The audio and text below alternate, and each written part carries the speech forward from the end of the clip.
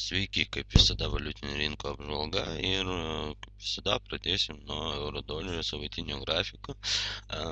Savaitinis grafikas, taip matom, praeitą savaitę užsidarė pas mus augančią žvakę, padarė korekciją šito krentančio judėjimo, bet aišku, iki galo nedėjo, kur laukiama buvo tokia biški gilesnė korekcija ir jau šią savaitę pasiekė va to raudono prognozuojamo scenarijaus. Taip, aišku, tam padėjo tam tikri fundamentalūs faktoriai ir dabar visiems ant ausų eina ta situacija su Kipru, su naujai priimtų įstatymų. Apie tai pašnekėsim, iški apžalgai, kuri skirta konkrečiai kas ten kaip su Kipru, bet iki galo kol kas neaišku, fundamentaliai euras kol kas kritimė, taip, bet matom, šiandien bando atstatyti savo pozicijas ir kol kas savaitinė žvakė pas mus balta auganti žvakė, taip. Pažiūrėsim, kas vyksta kitose perioduose, taip, ir čia mes matom, kad po penktadienį pas mus dieninis grafikas labai gražiai paaugo, taip, ir iš tikrųjų galbūt reikėtų jau pavalyti nereikalingus instrumentus, taip, po išeiginių matom toks gražus gapas atidarymas, per atidarimą praktiškai buvo apie 100 punktų, taip, grinai dėl kirpimo Kipro tų rezultatų, taip, ir tas lygis, kuris buvo gan stiprus, laikė tą dieniniam grafikui, taip, kažkur 2950, jo, 60 negalėjo įveikti niekaip dieniniam grafikui, matom, kokius gražus atšokimus darė, tai buvo tiesiog peršoktas, nepramuštas, bet peršoktas, kaina iš karto atsidarė už jo ir vakar dienos bėgė pasikarigavo kaip tik dėl iki jo ir dabar daro atšokimą. Tai logika labai paprasta, galbūt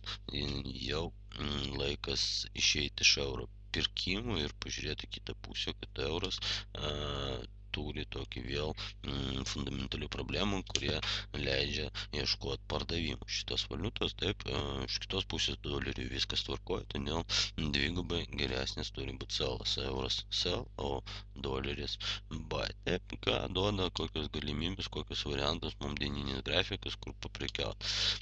Na, vat, sustabdymas dar turėtų būti, matom, gan stiprus lygis yra 1,2850. Taip, tai iki jo galima tikėtis, kad bus kritimas. Nu, kur pardavinėt, nu, vėl, jeigu dar kartą sugrįž prie 1,2960-50, galima bandyti parduoti, bet aš laukčiau jau prie tokio biškai galbūt geresnio įmo taško, tai gilesnės korekcijas, tai 1,300.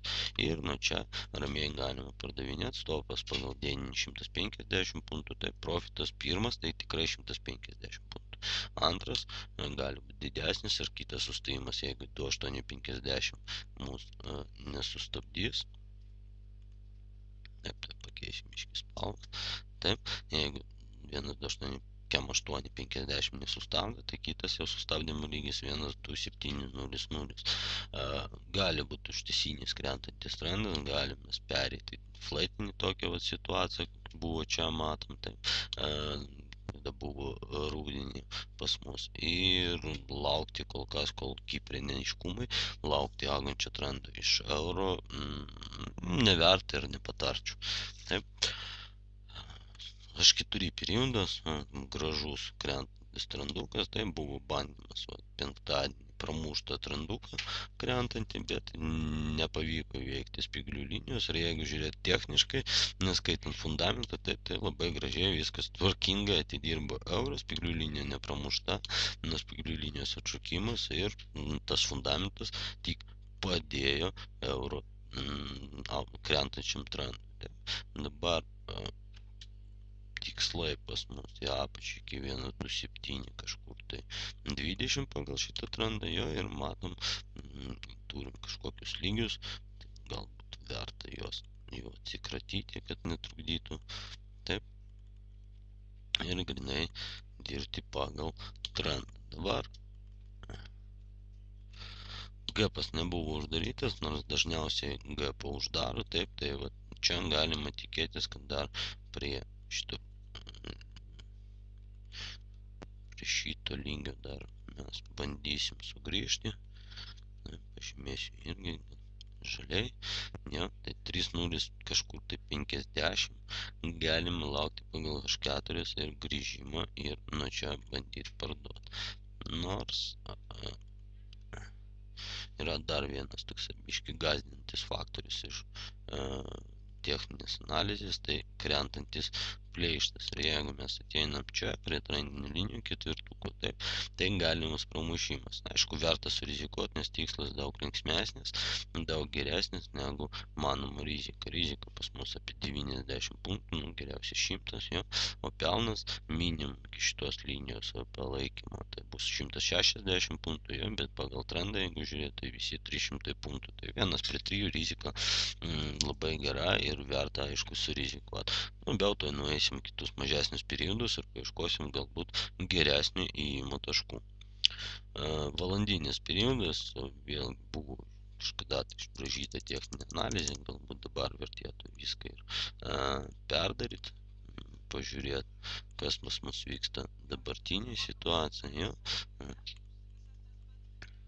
Matom, valandinis periodas, jeigu, pavyzdžiui, irgi imti aiškiai matomus aukščiausius taškus, taip, tai vat, penktadienį buvo bandymas pramušti, spyglių linija nepramušta, gražus atšokimas, penktadienį susidaro nedaėjęs iki trendinės linijos ir vat, jums atidarimas jau žemiau visų trendinių linijų, taip, iš karto vyksta pramušimas.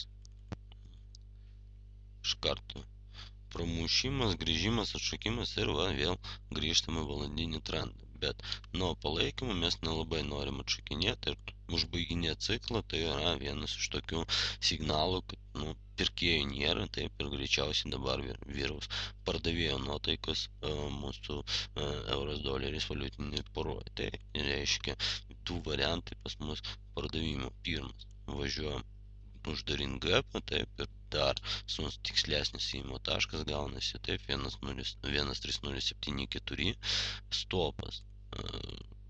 Geriausias variantas, aišku, šitos vietos dėtų, šitos spinglio, taip, bet ir pilnai užtenka nuo šitos viršūnės, nuo šitos spinglio kokį 15 punktų, taip,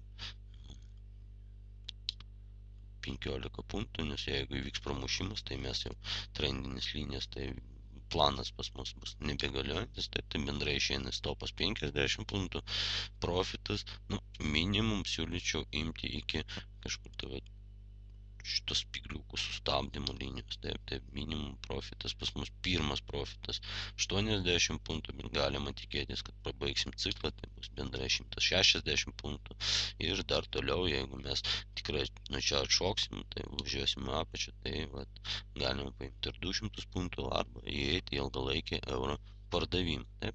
Na, tas vat, dabartinis judėjimas euro, taip, kai mes matom, nuo šito palaikymo linksmai atšokinėja, taip, ir bando palikti spinglį. Pažiūrėsim 5 valandą, kaip užsidarys žvakė, koks rezultatas bus, bet jeigu paliks spinglį, tai tikrai turėtų pabaigti ciklą ir va čia ciklų užbaigimas yra puikiai vieta pardavimams. Tiem, kas negali leisti tokį didelį stopą, siūlyčiau prisirišti, bandyti prie šitų viršūnių, taip, kažkur tai nuo 3.090 bandyti parduoti, taip, vis tiek stopas turi būti teisingas už šitų spyglių, bet jau čia, jeigu dėjas, mes turėsim geresnį įėjimo tašką ir mažesnį, tik tai 30 punktų stop loss. Na ir einam M15 pažiūrėti, va, kaip atrodo tas galingas gapas, taip, tiksliai, vat, matom, kad M15 buvo 170 punktų, labai neretai būna tokie gapai, paskutinį kartą, kiek atsimenu, euros doleris tokį gapą turėjo prie Graikijos rinkimų 2 metai atgal kažkur. Tai. Ką mes turim M15, nieko mes negalim taip padaryti iš techninės analizės, dėl to gapo, taip, ir grinai mes dabar galim orientuotis paskutinės apačios viršūnės, taip, matom, kad buvo bandymas suformuoti trikampį, bet neįvyko pramušimą, mes tiesiog išėjom iš to trikampio, taip, galbūt teisingiau būtų prisirišti prie šitų apačių jo ir pabandyti surasti tokį jau kažkokį panašumą į krentantį trikampį ir jeigu vyks pramušimas, tai grįžimas prie 1.2922 ir važiuojame apačią, jeigu į viršų, tai vėlgi pramušimas, tai grįžimas prie 1,2950 ir važiuojam į viršų uždarinėt gap. Bet šiaip toks asmeninis patarimas, jo, geriau, kada su valiuta vyksta tokie įvykiai, neaiškumai ir taip toliau, su ta valiuta geriau nieko nedaryti ar neprekiaut, kol nebus aiškesnė situacija. Aišku, jūs galit praleisti labai puikią progą daug uždirbti, bet mano manymu, apie tokius fundamentalius įvykius rizika daug didesnė negu galimas pelnas. Tai vat, kol Kipras neapsispręs su savo ten kreditais ir bankinė sistema ir finansinė sistema ir naujais mokesčiais, patarčiau susilaikyti nuo valiutinės paros euros doleris.